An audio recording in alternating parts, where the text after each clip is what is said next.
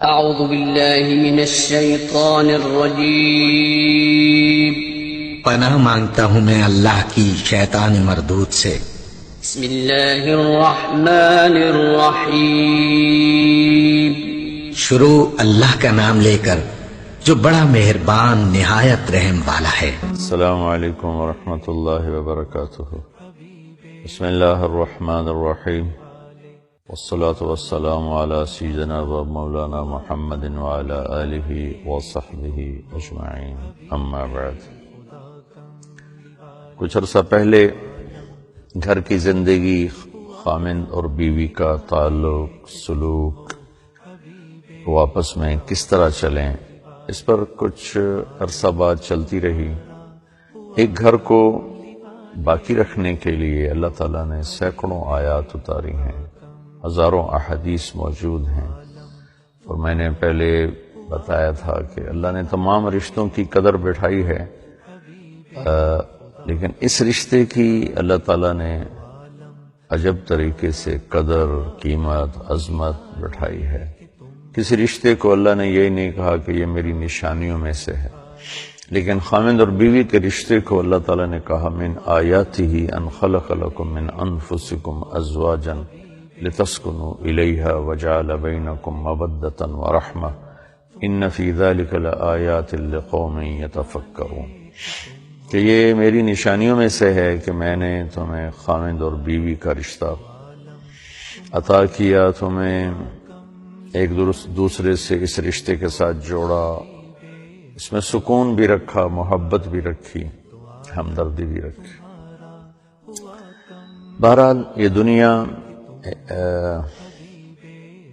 تغیر، تبدل، انقلاب، گردش ایام، حالات کا، واقعات کا ٹکراؤ، رائے کا ٹکراؤ، مزاج کا ٹکراؤ، یہ اس دنیا کا لازمی حصہ ہے۔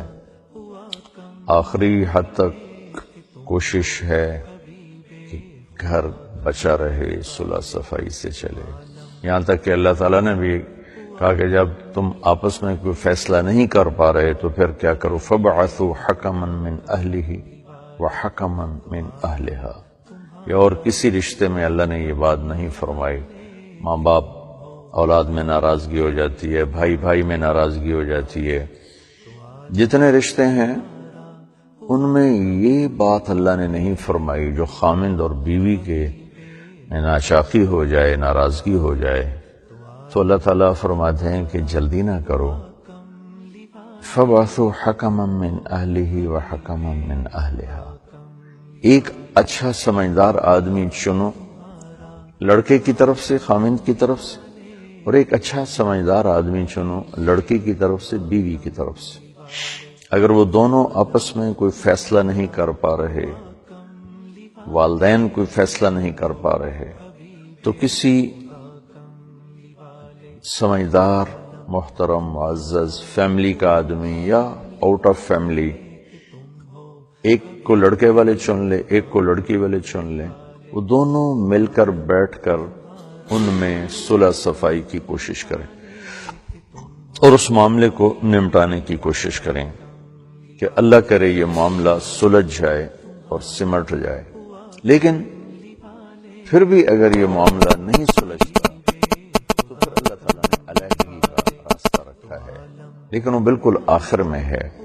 اور جتنے حلال کام ہیں ان میں سب سے ناپسند اللہ کو طلاق ہے، ابغض الحلال الطلاق۔ اور یہ یا ایھا النبی اذا طلقتم النساء میں یہ بہت خوبصورت اشارہ ہے، یہاں ایک دم التفات ہے، اس کو بلاغت میں التفات کہتے ہیں۔ یا ایھا النبی اذا طلقتم النساء، بات ایمان والوں سے ہو رہی ہے، شروع اللہ کے نبی سے کی جا رہی، اے میرے نبی، اور ایک دم جب تم اپنی بیویوں کو طلاق دینے لگو، تو یہ آپس میں عجیب سا لگتا ہے کہ بات اللہ اپنے نبی سے فرما رہے ہیں، پھر ایک دم ایمان والوں سے بات شروع فرما دیتے ہیں، اے نبی جب تم اپنی بیویوں کو طلاق دو۔ تو اس میں علماء نے یہ ایک خوبصورت اشارہ اس میں سمجھا ہے اور اس کو لکھا ہے کہ بات طلاق کی ہو رہی ہے تو اللہ اپنے نبی سے شروع فرما کر آپ کو سفارشی بنا رہے ہیں کہ آپ ان سے کہیں کہ یہ طلاق نہ دیں، اور اگر آپ یہ دینا ہی چاہتے ہیں تو طلقوہن لعدتہن واحصوا العدہ. تو پھر طلاق کو لڑائی کا اور نفرت کا اور آپس کی دشمنیوں کا سبب نہ بنایا جائے. یہ بھی ایک فطری چیز ہے، یہ بھی ایک اس کائنات کا لازمی حصہ ہے، اختلاف مزاج کا، عادات کا، طبیعت کا، ترجیحات کا. اگر نہیں نبھ رہی تو پھر خوبصورت طریقے سے علیحدگی کرنے کا حکم ہے. اسے لڑائی جھگڑا، دشمنیاں، قتل تک پہنچ جانا، یہ ہمارے دیس میں انتہائی ظلم، جہالت اور نادانی ہے. طلاق صحابہ میں بھی تھی، اللہ کے نبی نے بھی 2 نکاح فرمائے، رخصتی سے پہلے طلاق دے دی. آپ کے نکاح 13 ہیں، رخصتی 11 ہیں، 2 کو آپ نے خود طلاق دی. تمام بڑے صحابہ کی زندگی میں ملتا ہے. تو طلاق کو پھر لڑائی اور نفرت کا موجب نہ بنایا جائے. اور اگر نہیں دونوں میں نبھ رہی تو ہمارے ماحول میں بچی کو کہتے ہیں تو صبر کر، تو صبر کر، تو بس قربانی دے، قربانی دے. پھر یہ بھی نہیں کرنا چاہیے کہ سسک سسک کے مرنا یہ ظلم اور زیادتی ہے. بعض سسرال کا ظلم بے حد ہوتا ہے، سسرال کا نہیں ہوتا، خاوند سخت مزاج مل جاتا ہے اور اپنے مزاج میں تبدیلی لانے پر تیار نہیں، یا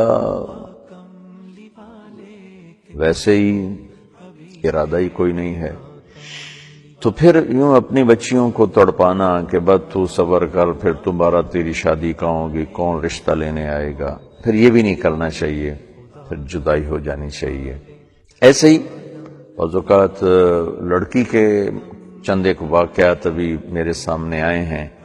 انتہائی اخلاق والے بچے، ان کے گھر ٹوٹ گئے، لڑکی کی بدتمیزی، بد مزاجی، حد درجے کی بد اخلاقی اور حد درجے کی زبان کی تیزی نے گھر توڑ دیا. اور میں جانتا ہوں ان بچوں کو، انتہائی اخلاق والے بچے، لیکن بے بس ہو گئے اور آخر علیحدگی ہونی پڑی. تو 100% اس میں بچی کی بد مزاجی اور بد اخلاقی. تو اس وقت لڑکے سے کہنا گزارا کر، گزارا کر، گزارا کر، بدنامی ہوگی، یہ بھی ٹھیک نہیں. پھر آسن طریقے سے علیحدہ ہونے کا حکم ہے، اور اس علیحدگی میں اس کو لڑائی نہ بنایا جائے اور اس کو دشمنی نہ بنایا جائے، اور مسنون طریقے سے طلاق دی جائے. ایک طلاق دی جائے. ہمارے پورے ملک میں رواج ہے، لکھ کر دیں گے 3 طلاق، بولیں گے کٹھی 3 طلاق. 3 طلاق کے بعد پھر واپسی کا راستہ کوئی نہیں ہوتا. پھر وہ پریشان بھی ہوتے ہیں، سر پکڑ کے بیٹھتے ہیں، پھر آ کر پوچھتے ہیں. تو میرے نبی کا خوبصورت طریقہ، ایک طلاق دو. اگر آپ کا گزارا نہیں ہو رہا، ایک طلاق دے دیں. ایک طلاق کے بعد آپ کو عدت کے اندر تو بغیر نکاح کے ہی دوبارہ گھر بسانے کی اجازت ہے، اور اگر عدت گزر جاتی ہے تو آپ کو دوبارہ نکاح کر کے اپنا گھر بسانے کی اجازت ہے. لیکن 3 طلاق کے بعد تو آپ اپنے راستے بند کر لیتے ہیں، دروازے بند کر لیتے ہیں اور مسائل کھڑے کر لیتے ہیں. تو پھر میں آپ کو جو بھی میری بات سن رہے ہیں، اللہ نہ کرے کسی کے گھر میں یہ صورتحال پیش آئے، اللہ نہ کرے کسی کے گھر میں یہ صورتحال پیش آئے. اللہ ہمارے بچوں کی، بچیوں کی حفاظت فرمائے، ان کو اپنے گھروں میں خوش رکھے، آباد رکھے. تو پھر یہ ہے، ایک طلاق دی جائے، لکھواؤ 1، بولو 1، اور علیحدہ ہو گئے. بس آپ کو مقصد ایک طلاق سے بھی حاصل ہو گیا، 3 سے بھی حاصل ہو گیا. 3 سے آپ اپنے لیے دروازے بند کر لیتے ہیں، 1 سے آپ اپنے لیے دروازہ کھلا رکھتے ہیں، اور بعد میں ندامت ہوتی ہے، شرمندگی ہوتی ہے احساس ہوتا ہے چلو بھائی اب دوبارہ اکٹھے ہو جائیں، تو بڑی آسانی کے ساتھ عدت کے اندر بغیر نکاح کے اور عدت کے بعد نکاح کے ذریعے سے دوبارہ ہو جاتا ہے۔ پھر تو 3 طلاق کے بعد تو اللہ تعالیٰ کہہ رہا ہے کہ حتی تنکح زوجا غیرہ، جب تک اس کی دوبارہ شادی نہ ہو، وہاں سے طلاق نہ ہو، دوبارہ وہ یہاں شادی کر نہیں سکتے۔ تو میری یہ گزارش ہے کہ اللہ تعالیٰ ہمیں اپنے گھروں میں آباد رکھے۔ انسان کے میٹر گھومنے کا کچھ پتہ نہیں چلتا کب گھوم جائے۔ اللہ کے واسطے کسی کو حقیر نہ سمجھو، کسی پہ طنز نہ کرو، کبھی نکل جائے تو فوراً اللہ سے معافی مانگو، توبہ کرو، بس اپنے ہی عیب دیکھو۔ تجھے کیوں فکر ہے اے گل دلے صد چاک بلبل کی، تو اپنے پیرہن کے چاک تو پہلے رفو کر لے۔ تو اپنے عیب دیکھو، اوروں کے عیب نہ دیکھو، اس سے اللہ بہت ناراض ہوتے ہیں۔ تو جب ایسا کوئی مسئلہ پیش آ جائے تو 1 طلاق دی جائے، پھر انتظار کیا جائے، مدت کے گزرنے پر بھی اسی طرح حالات ہیں، بس ٹھیک، وہ اپنے گھر میں، آپ اپنے گھر میں، اللہ ان دونوں کا دوبارہ نئے سرے سے کوئی اچھا مقدر بنا دے۔ اس چیز کو اللہ کے واسطے ختم فرمائیں کہ کٹھی 3 طلاق دینا، کٹھی 3 طلاق دینا، اس سے اپنی حفاظت فرمائیں تاکہ آپ کو آئندہ دوبارہ سوچنے کا بھی آپ کے پاس موقع ہو اور واپسی کا بھی آپ کے پاس راستہ اور دروازہ ہو۔ سارے دروازے اس طرح بند کر کے اپنے گھروں کو تباہ نہیں کرنا چاہیے۔ اور دوسری بات یہ ہے کہ ہمارے معاشرے میں طلاق شدہ بچی بڑی مظلوم ہوتی ہے۔ اکثر جو طلاق ہوتی ہے اس میں لڑکے والوں کی طرف سے ہی زیادہ ہوتی ہے کمی کوتاہی، لڑکی والوں کی طرف سے بھی ہوتی ہے، ابھی میں نے آپ کو بتایا ہے، دونوں طرف کے کیسز ہیں۔ تو جوان بچیوں کو طلاق ہو جاتی ہے، ان کو کوئی رشتہ پوچھنے نہیں آتا۔ ہمارے نبی پاک صلی اللہ تعالی علیہ وسلم نے صرف حضرت ام عائشہ کنواری سے شادی کی، باقی سب یا بیوہ یا مطلق، ان سے آپ نے شادی کی ہے۔ تو میری گزارش یہ ہے کہ جن بچیوں کو طلاق ہو جائے ان کو ترجیح دینی چاہیے اور ان کو ان کی زندگی کو کا سہارا بننا چاہیے، ان کو اس طرح ان کے حال پہ نہیں چھوڑنا چاہیے۔ میں چاٹ گیا، ایک غریب سا ملک ہے، بڑی ایک خوبصورت بات وہاں دیکھی، وہاں کسی بھی عورت کو طلاق ہو جائے تو اس کو دوسری شادی مسئلہ ہی کوئی نہیں ہوتا، جو اس کی عدت ختم ہوتی فوراً اس کی شادی ہو جاتی۔ اور مجھے بتایا گیا کہ 8 بچوں کی ماں طلاق ہو جائے فوراً شادی ہوتی، اور اس کے سارے بچے بھی قبول کرتے ہیں اور اس کو بھی قبول کرتے ہیں۔ ایک ہی گھر میں، ایک خاندان میں ایک بھائی ناچاکی ہو گئی، طلاق ہو گئی، لیکن کوئی لڑائی نہیں، کوئی جھگڑا نہیں، عدت کے بعد دوسرا بھائی اس سے نکاح کر لیتا ہے، کوئی لڑائی نہیں، کوئی جھگڑا نہیں۔ طلاق ہو جانا ایک فطرت کی چیز ہے، لیکن طلاق شدہ بچیوں کے رشتے نہ پوچھنا، ان سے شادی نہ کرنا، یہ ہمارے ہندوانہ جراثیم ہیں جو ابھی تک پروان چڑھے ہوئے ہیں اور وہ ختم نہیں ہوئے۔ ہماری بہت سی بچیاں اس طرح بیچاری بہت بے بسی اور بے کسی کی زندگی گزار رہی ہیں۔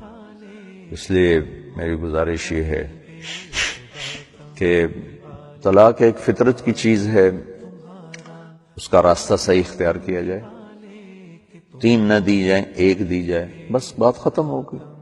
جو آپ جدائی کا مقصد حاصل کرنا چاہتے ہیں جب وہ 1 سے ہو رہا ہے تو اوپر تو 3 دینے کا کیا فائدہ ہے یا کیا مقصد ہے؟ اپنے لیے سارے راستے بند کرنا۔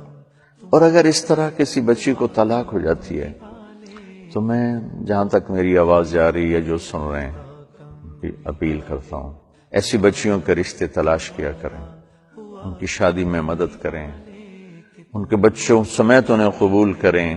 کئی واقعات سننے کو ملے ہیں، دیکھے ہیں آنکھوں سامنے کہ شادی تو کریں گے لیکن بچہ قبول نہیں کریں گے، بچی قبول نہیں کریں گے، دوسرے سنبھالیں، ہم صرف بچی لیں گے۔ اس قسم کی بڑی ظالمانہ قسم کی چیزیں ہوتی ہیں، تو کوشش کریں کہ طلاق شدہ بچیوں کے رشتے ہوں، چونکہ عام طور پر میں کوئی کسی کی طرف سے وکیل نہیں ہوں، عام طور پر جو سنا ہے، جو دیکھا ہے، زیادتی لڑکے والوں کی طرف سے یا لڑکے کی طرف سے یا لڑکے کے ماں باپ کی طرف سے عام طور پہ زیادتی ہوتی ہے، تو لڑکیاں بیچاری دیواروں کے ساتھ زندگی گزارنے پر مجبور ہو جاتی ہیں۔ تو کوشش کی جائے ان طلاق شدہ بچیوں کو۔ میرے نبی نے فرمایا تو میں سب سے بڑا صدقہ بتاؤں، سب سے زیادہ اجر والا صدقہ بتاؤں؟ پھر فرمایا کہ جس کی بیٹی کو طلاق ہو گئی اور وہ گھر واپس آ گئی، اس پر خرچ کرنا سب سے بڑا صدقہ ہے، سب سے بڑا صدقہ ہے، چونکہ وہ بچی ماں باپ پر بھی بوجھ بنتی ہے، بھائیوں پر بھی، معاشرے پر بھی، تو سب اس سے تنگ پڑتے ہیں۔ تو جو اس کو سنبھالتا ہے، اس کے سر پہ ہاتھ رکھتا ہے، اس کے لیے چھاؤں بنتا ہے، اگر وہ بچے والی ہے تو ان کے بچوں کے لیے وہ چھاؤں بنتا ہے۔ تو اس صدقے کو اللہ کے نبی نے سب سے اعلیٰ درجے کا صدقہ قرار دیا، وہ سب سے اعلیٰ درجے کا اجر اس پہ ارشاد فرمایا، چونکہ وہ معاشرے میں ایک مشکل سوال بن جاتا ہے۔ تو یہ ماشاءاللہ افریقہ کے ملکوں میں یا عرب ملکوں میں، سارے عرب ملک نہیں، بعض عرب ملکوں میں یہ معاشرت ہے کہ وہاں طلاق ہونے پر کوئی لڑائی نہیں، کوئی جھگڑا نہیں، اور طلاق کے بعد شادی ہو جاتی ہے، بڑے آرام کے ساتھ شادی ہو جاتی ہے۔ تو میں آپ سب سے بھی جہاں تک آواز جا رہی ہے یہ گزارش کرتا ہوں کہ اس طلاق کو ایک زندگی کا حصہ سمجھا جائے، اگر ہو جائے تو طلاق شدہ بچیوں کو عزت دی جائے، ان پہ خرچ کیا جائے، ان کے ایسا رشتہ ہو تو اس کو ترجیح دی جائے، تو انشاءاللہ یہ ہمارے لیے، ہماری نسلوں کے لیے بہت بڑی چیز بنے گی، بہت عالیشان چیز بنے گی۔ اللہ تعالی ہمیں عمل کی توفیق بخشے، اللہ تعالی ہمارے گھروں کو آباد رکھے، ہمارے بچے بچیوں کے گھروں کو آباد رکھے، اللہ کسی کو ایسی